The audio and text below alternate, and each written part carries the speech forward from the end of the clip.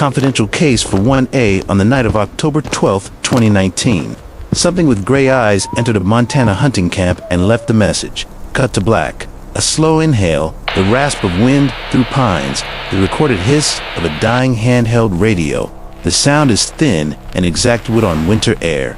A voice, low and formal, reads from a stamped file. This is case file for 1A. The evidence within was sealed by the Ravencroft County Sheriff and later declassified under unusual circumstances. The words land like a seal being broken.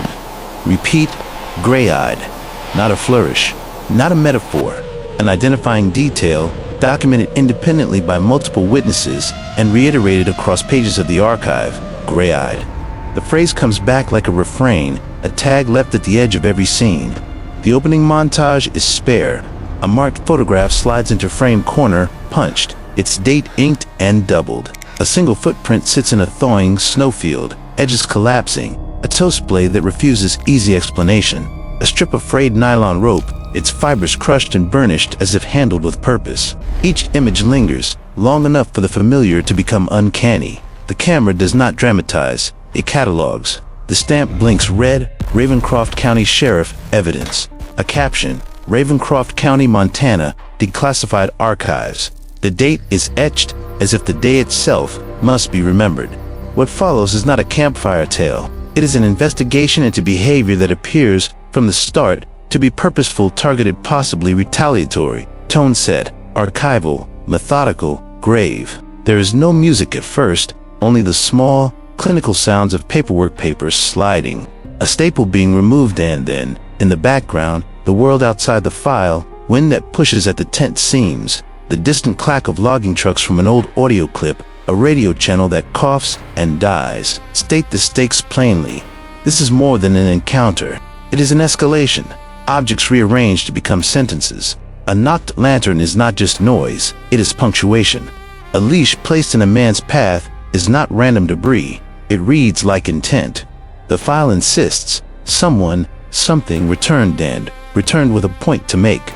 A typewritten line is struck through and redacted by order. Victim named redacted by order on the track. Almost below audible threshold, a soft, wet growl threads the silence. It is brief. It is close. Then, nothing. The file closes into a hush. Who is being hunted? And why would a creature, whatever it is, make a point of coming back? The question sits on the page, stamped and unresolved. A map overlay pins Ravencroft County in the northwest corner of Montana, a narrow swath tucked against the Cabinet Mountains to the west and abutting the Kootenai National Forest to the north. The camera pulls back, a stitched landscape of steep river valleys, ribbed ridgelines, and pockets of alpine meadow. Forested slopes are dense with western red cedar and Engelmann spruce. The timber gives way, higher up, to crumholes and wind-scoured grass. Elevation ranges roughly from 1,000 to 2,300 meters, 3,300 to 7,500 feet. Terrain that folds sightlines into labyrinths and casts long-shadowed approaches where light seldom settles. Climate is not incidental. Winters here run long and unforgiving, heavy snows that pack into river benches, early frosts that varnish the understory, and wind patterns regularly gusting 30 miles an hour or more. Those winds carry sound like a sieve, shred scent, and turn ordinary nights into acoustic corridors. Temperature inversions in the river bottoms trap low-frequency noise. In practical terms, a footstep, a breath, a knock can travel strange distances and then die. Tracks persist in deep ruts and shaded hollows. Prints in late thaw will hold form long enough for photographs, and the canopy shelters scent from quick dissipation. The landscape preserves traces. The landscape also hides them. For decades, this stretch has been an artery for elk and mule deer, a seasonal thoroughfare followed in cadence by hunters, loggers, and the machines that serve them. A human footprint here is measured in skid trails, temporary logging camps, and trophy hunters setting up 3-day blinds along ridgelines. Old-growth stands have thinned under private timber claims. Dirt logging roads now lace across ridgelines and feed into otherwise remote drainages. Those roads are not neutral. They create edges. They funnel movement. They concentrate human presence where ungulates and people converge. A convergent timeline appears in the archive. Sporadic sightings first appear in county hunting reports in the 1980s. single entries, anecdotal, often redacted names. Reports rise after a surge in industrial access in the early 2000s. By the late 2010s, the notes changed tone. Missing trail cameras, cattle or deer found mutilated with unusual incision patterns, and objects left rearranged at campsites. The descriptor gride recurs across decades, not a decorative flourish, but a consistent, identifying detail recorded independently by multiple witnesses. Gride, gride. The phrase returns like a tag at the edge of each report. Indigenous oral histories are treated here with careful anonymity and respect. Elders interviewed off the record reference long smokers and tall ones, figures that were neither demonized nor domesticated in those stories, entities to be respected and feared. These accounts place agents of attention along the same corridors now frequented by hunters and loggers. Warning of edge habitats where humans and other beings meet. Why does the geography matter? Narrow valleys amplify tracks and preserve them. Dense canopy preserves scent and muffles approach. Logging roads and camps create repeated human targets along predictable lines of movement. Fog and low cloud can erase the stars and make a lantern the only reliable horizon. Deep rutting in logging roads will mask the weight and cadence of a footfall, and river benches collect sound in a way that makes timing measurable. Put simply, the terrain hands an advantage to something that knows it intimately, someone or something that moves. Through these corridors repeatedly, deliberately, and with a memory of place, the map fades. The words remain. This corridor of forest and road is no neutral backdrop. It is the stage on which patterns recur, and where the gride detail, again and again, refuses to read as chance. Who, in a landscape like this, learns the terrain more thoroughly? The transient hunter or the thing that returns? Mason Reed is not the kind of man who would tell a story for attention. At 42, he wears the ledger of his life in calluses, and with a line seasonal upland hunter, former Ravencroft County park technician, 8 years on the books with the County Parks Department. License and permit records filed under State Hunting License MT 594318 and Park Tech ID 3072.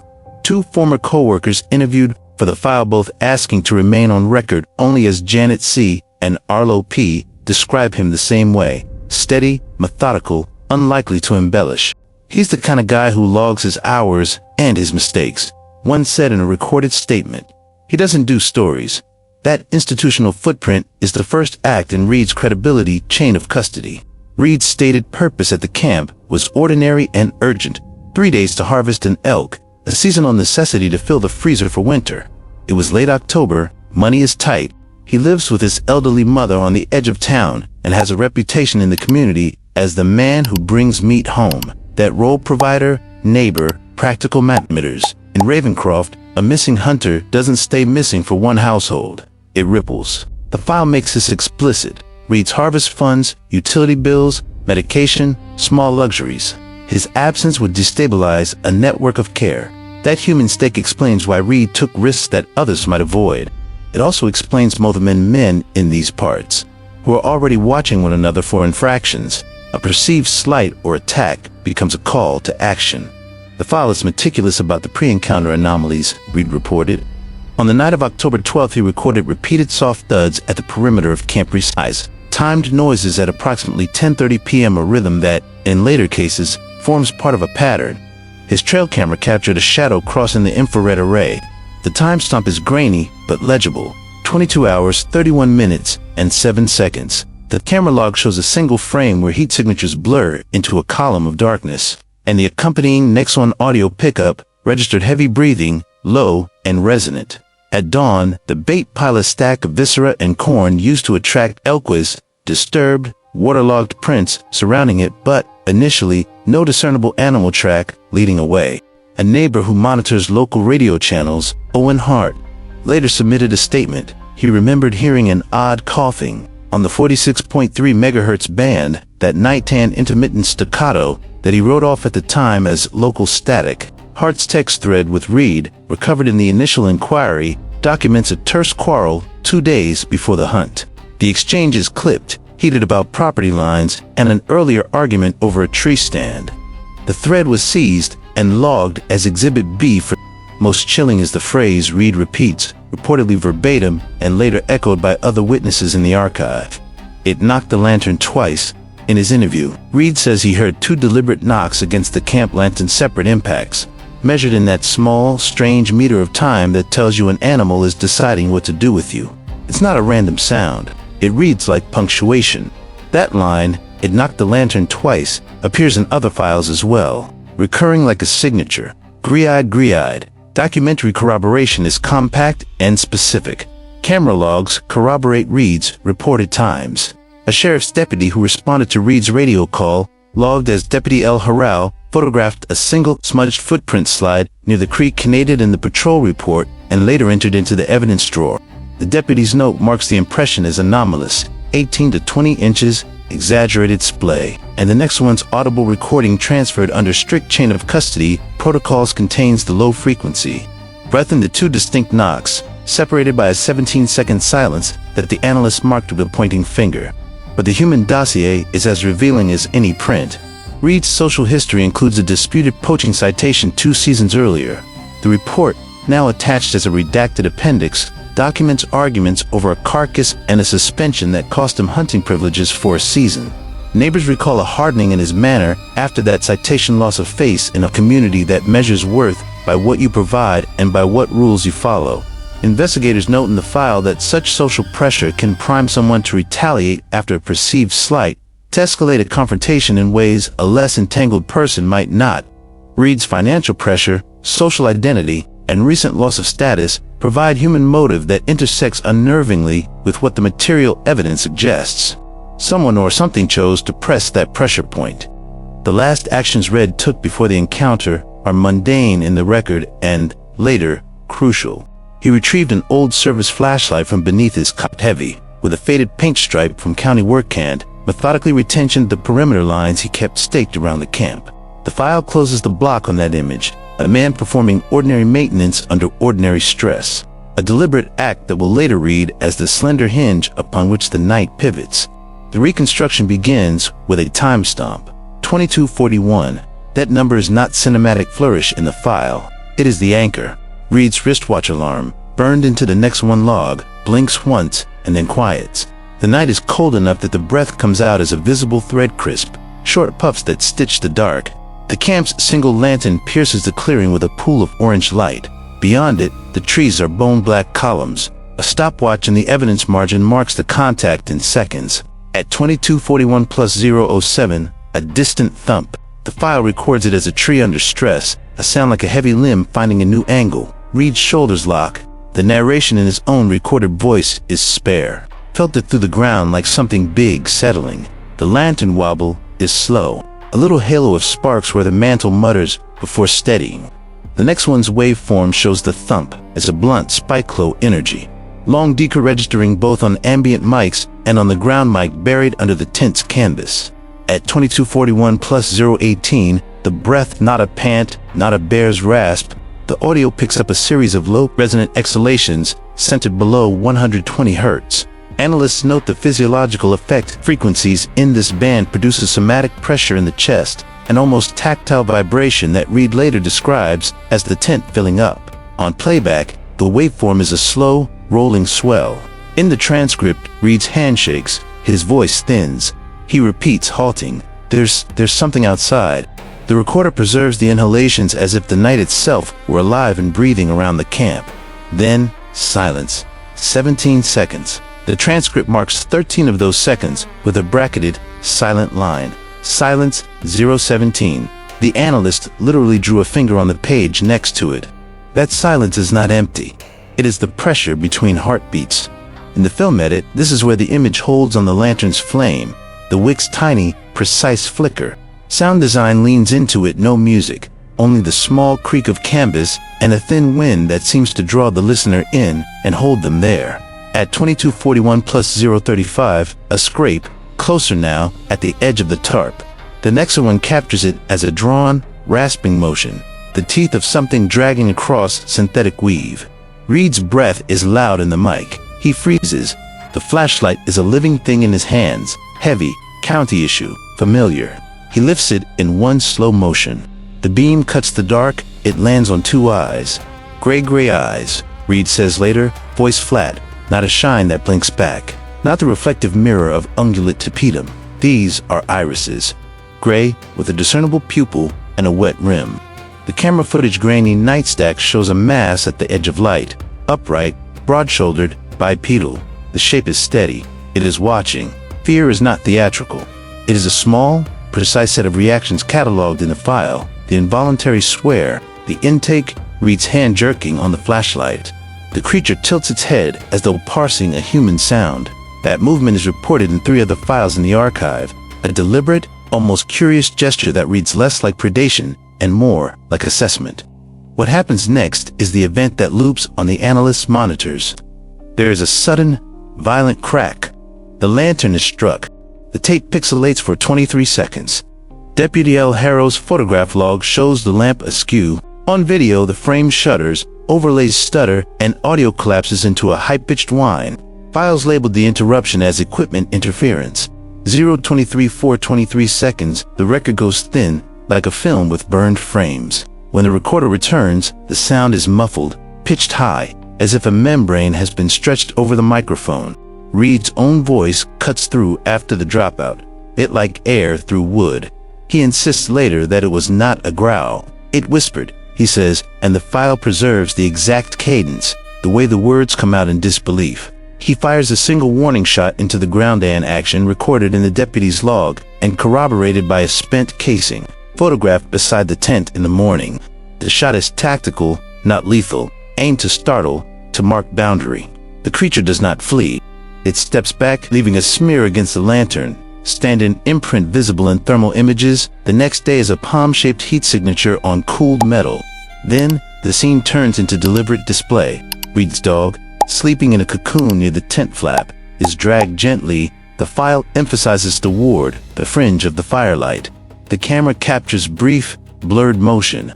The dog's leash, once taut, is placed in front of Reed and left coiled on the packed dirt. There is no mauling, no consumption. The timing is clinical. Placement, pause, retreat. The creature turns once, silhouette high against the timberline, and moves away on long, purposeful strides. The narrative record closes with a whisper from Reed, barely audible in the final bars of the recording. He breathes a name: an old man in the valley known to have shot at large animals, a name that appears elsewhere in the case docket under local disputes. The file does not assert guilt. It simply notes that Reed, under shock, perceived intent. In his mind, the act was communicative. The leash, the light knocked twice, the eyes that watched, the encounter lasts minutes by the stopwatch, seconds by footage, but it reads, when parsed against the archive's taxonomy, as an organized act, not random, not purely instinctual, purposeful. The evidence phase of case file for 1A reads like a ledger of deliberate contact.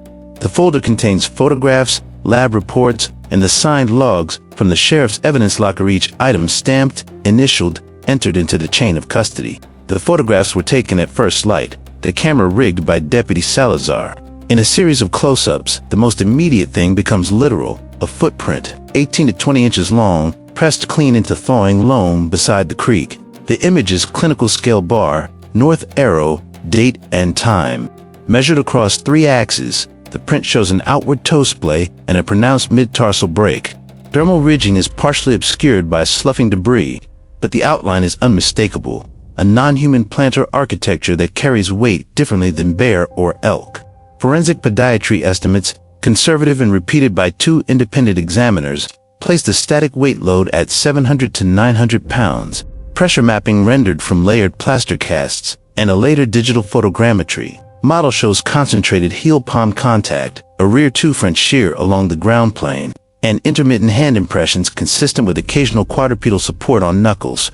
In cross-section, soil cores taken through the impression reveals sheared rootlets oriented rearward, as if the foot had intentionally pulled forward on exit rather than merely dropped and lifted. The report labels this motion as probing, not accidental. The file repeats the single phrase like a mantra. Probing motion deliberate.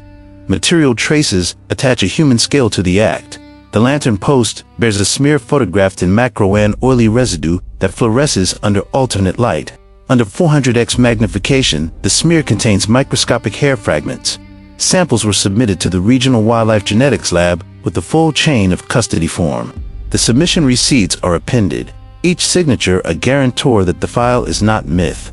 Mitochondrial analysis returned a finding the lab called politely non-concordant. The sequences did not align with known cervid, arcide, or canid references in regional databases. Put plainly, the mitochondrial markers did not match deer, elk, bear, wolf, or dog. The lab labeled the result inconclusive rather than sensational. The science sticks to measured words. A section of paracord neatly severed and left coiled beside the leash was examined for tool marks. Under scanning electron microscopy, the cord's fibers show uniform incisions consistent with a serrated edge, not the fraying a falling branch would cause. Tensile testing of a matched sample indicated a signature of sustained force. The cut edges displayed crushing consistent with the handheld implement used deliberately. The police report records the cord as cut cleanly, possibly as a message. Local elders later interpreted the placement leash coiled at a human's feet as symbolic. The word message appears again in red pencil margins. Audio analysis occupies a fat, brittle section of the file. The next one, recorder and deputy Salazar's backup, both contain the same low-frequency pulses layered beneath the audible breath sounds. Pulses between 82 and 95 Hz that produce a measurable chest pressure in listeners. Spectrographic prints black lines against white show modulations not consistent with elk bugles, bear moans, or canid calls. The signature carries a cadence, a repeating envelope of energy that, when isolated, looks structured. Then, the gap. During the 23 seconds described in witness testimony, both recorders experienced the same abrupt voltage dropout. The lab catalogs it formally as equipment failure number 1. The entry is careful. It notes simultaneous electromagnetic interference on 2 independent devices, recorded at 22 hours, 42 minutes, and 13 seconds. 2 minutes later, the signal returns with a high-pitched membranous whine. The slip those lost seconds sits in the middle of the narrative like a cut in a long reel. Other technical anomalies compound that whole. GPS collars on Reed's dog logged an improbable static point during the encounter. Later, forensic recovery of the microSD card from a nearby game camera revealed 3 dropped frames that show indistinct motion but nothing recoverable. Down the chain, a patrol SUV's dashcam contains a 7-second blackout logged by the device's firmware the same night. The file does not call this coincidence. It lists it again and again. Missing seconds, corrupted frames, a GPS ghost. Each is cataloged with timestamps, serial numbers, and the neat signatures of evidence technicians. The notation is clinical and chilling. Evidence integrity intact, except when noted see equipment failure number 1. There are also the small human traces that insist on meaning. The tint canvas shows 3 vertical notches cut just above the flap-clean gouges, roughly hand-sized, notched, deep enough to leave a stain when rubbed with soil.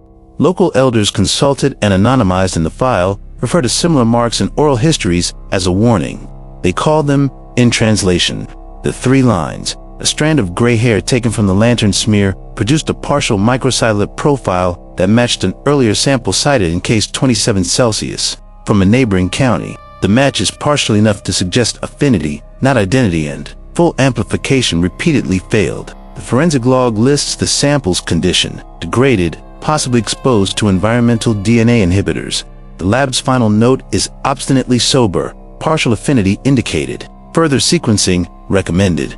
Taken together, the materiality points toward agency. Objects were manipulated, the lantern knocked twice, a leash placed in deliberate view, cord severed in a way that signals technique. The footprints mechanics suggest a creature that understood the ground and used it with intention. The low-frequency signature appears across multiple devices, consistent and patterned. Yet the seams remain: the lost audio, the corrupted GPS points, the samples that won't fully amplify. These are not peripheral defects. They are the exact places where the file could have become undeniable. Instead, they remain the thin, black lines across the photograph evidence. Yes, but with holes. The file is real. The file is incomplete. The chain of custody holds.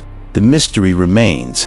When case file for 1A is stacked against the archive, patterns start to resolve. The phrase gray-eyed, at first a single, unsettling detail, appears like a stamped signature. Files 1, 2B, 27C, and 33F each carry that same descriptor, logged by separate technicians, recorded in different counties, entered under different sheriff's seals. The redundancy is the first thing an analyst notices. Independent observers, independent reports. The same unusual ocular color called out not as metaphor, but as identification. Gray-eyed, gray-eyed, gray-eyed. Behavioral echoes follow. In 1 to be a hunter wakes to find his slipper placed outside the tent flap. In 27C, a child's toy is balanced on a stump at dawn. In 33F, a hunting license is propped on a rock, face up, as if offered.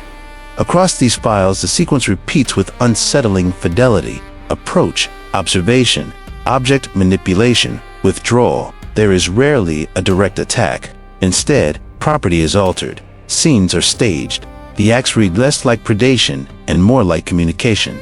Temporal analysis suggests escalation. From 1987 through the mid-1990s, the archive holds primarily sightings, distant silhouettes, footprints, a furtive camera flash. After 2005, the reports shift. Objects go missing, frames are rearranged, tent flaps are cut. The late 2010s bring an uptick in return. Visits incidents where the same camp is approached multiple nights over a season. Case file for 1A fits that trend. A revisit, a deliberate placement, a message. These are not chance crossings, they are repeated engagements. Spatially, the pattern is edge-biased. Geo-patterning overlays in the file show concentrations where human supply lines meet core ungulate roots road endings. Logging cuts, riparian corridors, the archive's map highlights intersections, places where a truck turn leads straight into old growth, where a dirt logging road peters out and a game trail begins. These edges are predictable in strategic locations where scent, sound, and human traffic converge. The creature, whatever it is, appears to exploit those predictable breaks in human attention. It moves where a road becomes a trail. It waits where the trees thin. The file annotates wind direction, elevation bands, and visibility corridors, the kind of detail that suggests spatial intelligence rather than random wandering. Acoustics deepen the picture. Spectrograms from multiple files show matching low-frequency markers, subsonic pulses clustered between roughly 80 and 110 Hz, often superimposed under audible exhalations. The cadence repeats to long pulses, a short gap, a rising modulation. Analysts flag the pattern as a potential calling signature. A dialect appears across years and counties. When cross-referenced, the pulses align with the timing of object placements in 3 separate cases. It's as if the pulses serve as a contact call or a ritualized preface to a staged act. The recordings are imperfect equipment failure number 1 and 41A, and similar dropouts elsewhere, but the surviving fragments stitch together a consistent acoustic motif. Genetics supply another thread, partial and frustrating. Hair samples from cases 1 to B, 27C, and 41A produced degraded but overlapping microset of fragments. Full sequence amplification failed repeatedly. Contamination, environmental inhibitors, or degradation leave holes in the chain. What remains, however, clusters, alleles, that do not match CERVID or SID or CANID databases and that show partial affinity across the 3 samples. The lab reports use cautious language, partial affinity indicated, not conclusive for species identity, but the statistician's cluster analysis returns a non-random affinity signal. The samples are not identical, they are related. The file notes this again and again. The hair ties these incidents together, even if it refuses to yield a name. Social correlation sharpens the hypothesis in hazardous ways. When victim files are coded for prior infractions, a pattern emerges. Individuals with documented violations, poaching citations, illegal trapping, unresolved complaints, overrepresented among those who later report altered property. In at least 4 archive entries, a known poacher stopped appearing in town after an incident. In one case, a hunter found his rifle placed at his feet and left town within days. Case for 1, A's Reed had a prior dispute and a contested citation. The file marks that as socially significant. The pattern suggests selective targeting, not indiscriminate aggression. Putting these strands together, the archive memo previously redacted resurfaces as plain language. Behavioral consistency suggests non-random agency. It is a sober sentence, stamped and initialed, but in it lies a pivot. The cases do not simply accumulate as curiosities.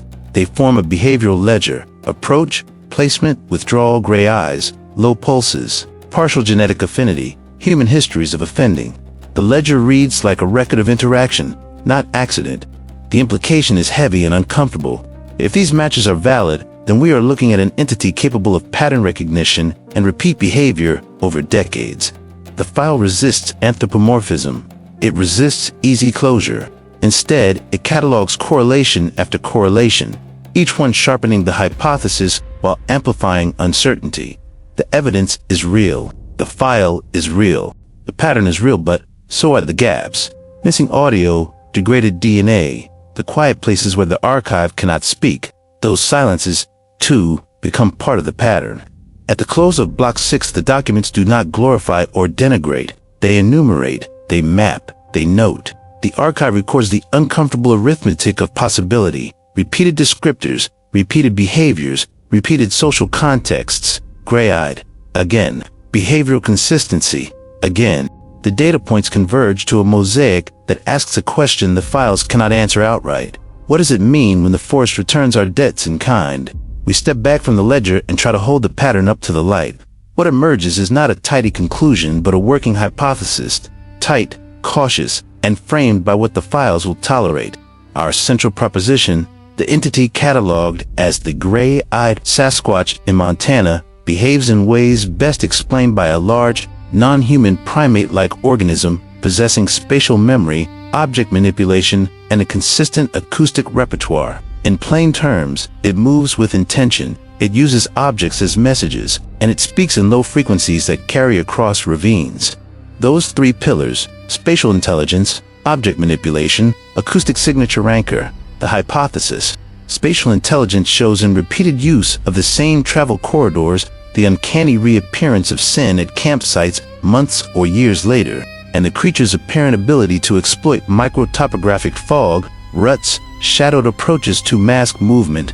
Object manipulation is evident in the staged placements across files, a hunting license set on a tree root, a child's toy draped over a fallen log, a leash presented at a hunter's feet. These are not incidental. They are composed gestures, rehearsed enough to form a recognizable pattern. The acoustic pillar rests on spectrographic commonalities, subsonic pulses between 80 and 100 Hz, a repeating cadence, and consistent low-frequency modulations that recur across multiple recordings where species-typical calls cannot account for them. Consider, then, alternate explanations and their limitations. Misidentification: hunters mistaking a bear or elk in poor light is a frequent reflexive answer, but misidentification does nothing to explain purposeful object placement. The dermatoglyphic handprints on heated metal, or the partial mitochondrial sequences that recur in separate sample sets. Hoaxing is another convenient narrative. Coordinated pranks across decades could produce staged scenes, false footprints, even carefully planted hair. Yet the logistical cost, legal risk, and geographical consistency required for a multi-decade hoax across jurisdictions make that theory implausible, especially when independent equipment failures erase the most revealing seconds repeatedly in ways that would frustrate even the most dedicated conspirator. Apex predator, behavior: territorial escalation, aggression but not ritualized placement, or what reads like mnemonic targeting of specific humans with culpable histories. We therefore provisionally advance a behavioral model. The creature appears to operate with adaptive intelligence. It recognizes pathways, remembers individuals or families, and uses symbolic axe-knocking lanterns, leaving items as calibrated communication. Those acts could function as warnings, restitution, or a form of social bookkeeping. In some files, the sequence is clear: approach, inspect, leave a marked object, withdraw. In others, escalation follows return visits, more explicit staging, the placement of trophies. Read this way: the behavior aligns with retributive or corrective intent rather than pure predation. And here, the third layer, the investigator's notes go quiet and then raw. Privately, the lead analyst writes to things she rarely speaks aloud. First, recognizing intentional punitive behavior unsettles the conservation story we tell ourselves. If these are thinking beings responding to human harms, then our myth of the passive wilderness collapses into something morally complex. Second, admitting that the forest may respond to our offenses implies culpability. We have, in routine ways, harmed game, set snares, cleared corridors. To frame the gray-eyed response as retributive is to face an ethical ledger. There is dread in that admission. There is also a political dread. Releasing this hypothesis risks igniting to dangerous reactions, silence, and reprisal. Some communities, embarrassed or fearful, will clam up. Others, feeling threatened, may mobilize violence. The work of the archive is not only to document but to avoid lighting fires it cannot control.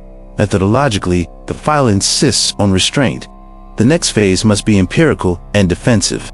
We recommend long-duration acoustic arrays with redundant power and Faraday shielding to prevent the kind of simultaneous electromagnetic interference that erased the clearest minutes of Reed's recording. We recommend non-invasive, camouflaged trail camera networks with cross-anchored timestamps to prevent single-point failures.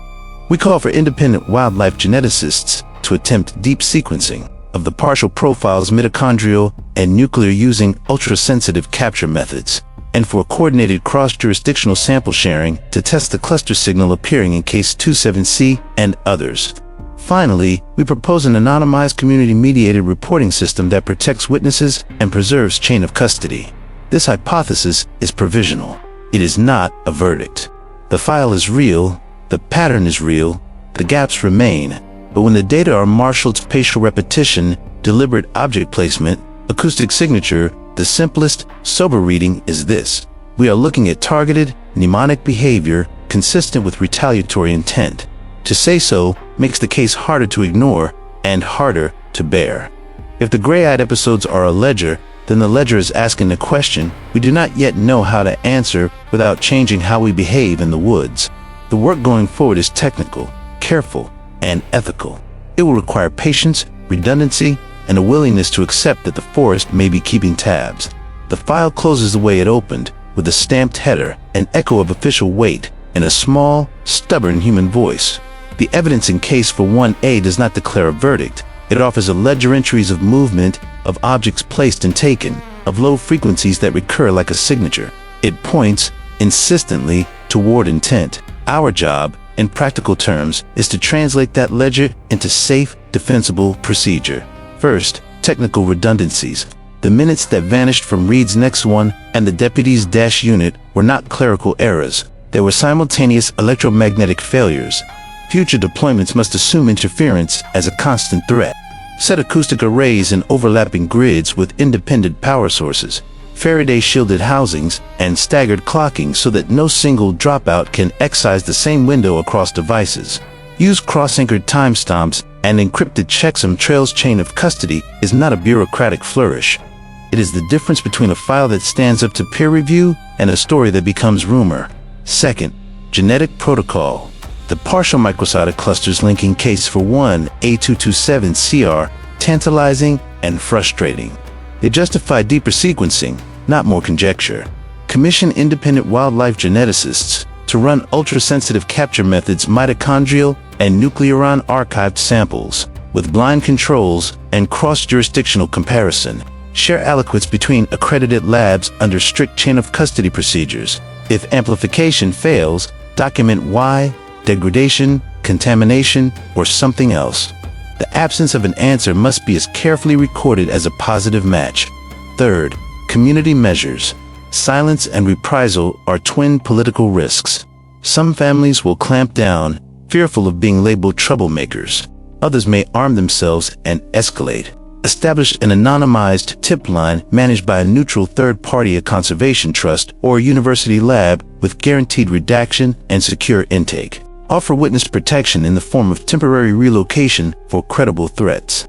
Train local deputies in non-confrontational evidence collection so that hunters who come forward do not become targets for their neighbors.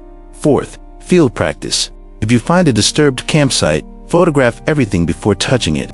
Do not move objects that appear placed. Do not remove tufts of hair or fabric. Note wind, scent, temperature, the precise position of items. Bag and label any material with a minimum of handling. Leave markers in place and report through the secure channel. Repeat after me. Leave the markers alone. Let the materials speak. There are ethical boundaries here, as well as scientific ones. To frame the GRIDE responses as retributive is to confront a ledger of harm. It is also to face a moral account we helped write. A pattern that targets individuals with known violations, poaching records, traps set in calving season, guns fired into sleeping woods forces us to reckon with culpability. Publishing that pattern risks to harms, silencing those who fear exposure, and provoking those who will answer with violence. The archive's duty is to document and to minimize harm, not to inflame. We close with limits. The most revealing seconds of the Reed encounter are gone. The DNA is partial and stubbornly incomplete. The regional pattern is persuasive, but not prosecutable. These are real gaps. They are not footnotes. They are the seams in the argument. Any public reading of this case must acknowledge them clearly and without rhetorical flourish. And yet the file insists almost plaintively that the behavior is not random. Objects were placed with care. Signals recur. The gray eyes are not a metaphor. They are a detail reported independently across time and space. If the working hypothesis proves coherent and adaptive, mnemonic agent capable of targeted returns, then our response must be sober, study, protect, and above all, refrain from needless provocation. File 41A remains open. If you live where the trees end and the road narrows, remember, leave the markers alone. Photograph, report to the secure channel. If you have seen something grayed, tell someone who will listen without anger. The woods keep records. We must learn to read them without erasing what they try to tell us. A low exhalation closes the tape. The camera pulls back from the camp. The pines take the sound, and night swallows the rest.